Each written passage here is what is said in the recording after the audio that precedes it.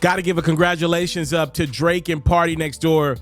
Their new collaboration album, Some Sexy Songs for You, is now on pace to sell about 250,000 units in its first week on the chart.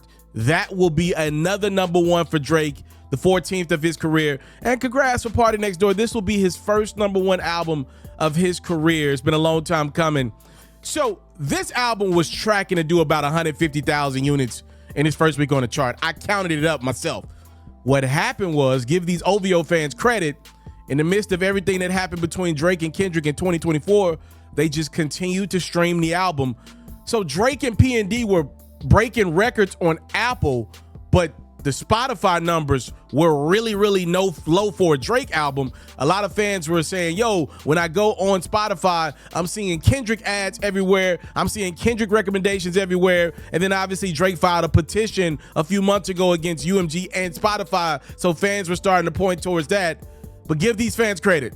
They did not let the boy down. And though it's a lower number than we're used to seeing for Drake, 250 with little promo at all, I think this is a huge win. And one of the things I'm seeing from Drake, he's starting to take the "they not like us" seriously. And when I say us, I really mean the US. So Kendrick made this record about Drake, and a lot of people looked at it as a California diss, right? Like, you not from Cali, we different.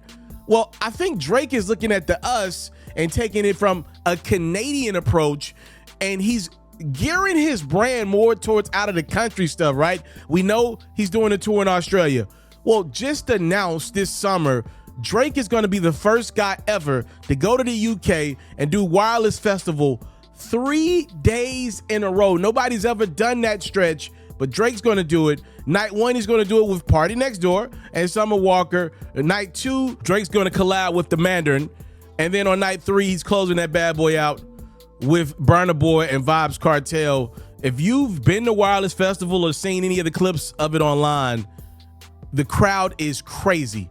They're like what Rolling Loud crowd used to be. And Drake is trying to control that image and that brand and get some positive PR. He's doing a lot of stuff out of the country. All right, y'all said I'm like y'all, okay. Well, let me show y'all that I'm a global brand. I'm not just a big entity in the States. You may think that, but I'm Drake. So he's doing a lot of stuff out of the country. And I do think it's a very smart play from Drake, who we're expecting a solo album from at some point in 2025.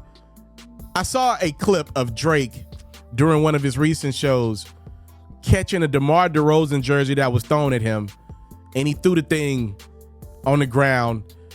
That kind of furthers the feud that Drake has had, not only with Kendrick, but anybody that supported Kendrick and popped out for him, like a DeMar DeRozan did, like a LeBron James did. We heard the record, like, Drake is not happy with the people that didn't show the love that he believes he had showed them at spots in their careers, even at somebody like DeMar's lowest, which he admitted in the past.